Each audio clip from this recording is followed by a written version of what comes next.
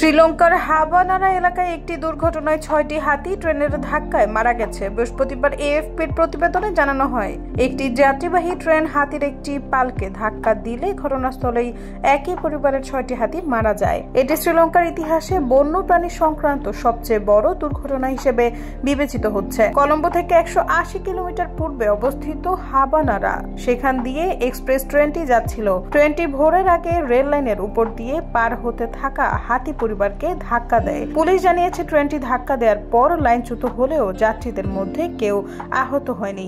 দুর্ঘটনায় আহত 2টি হাতিকে বন্যপ্রাণী দপ্তরের কর্মকর্তারা চিকিৎসা দিচ্ছেন। দুর্ঘটনার পর ধারণ করা ভিডিওতে দেখা যায় একটি হাতি আহত বাচ্চা হাতিকে পাহারা দিচ্ছে। শ্রীলঙ্কায় হাতি হত্যা বা আঘাত দেওয়াকে শাস্তিযোগ্য অপরাধ হিসেবে গণ্য করা হয়। দেশটিতে প্রায় 7,000 হাতি বসবাস করে। শ্রীলঙ্কায় হাতিকে জাতীয় সম্পদ হিসেবে বিবেচনা করা হয় এবং এটি বৌদ্ধ ধর্মীয় সংস্কৃতিতেও গুরুত্বপূর্ণ। 2018 সালে একই এলাকায় ট্রেনের ধাক্কায় 2টি শিশু হাতি ও তাদের অন্তঃসত্ত্বা মা হাতি মারা যায়। এরপর থেকে কর্তৃপক্ষ ট্রেনের গতিবেগ কমানোর নির্দেশনা দিয়েছে।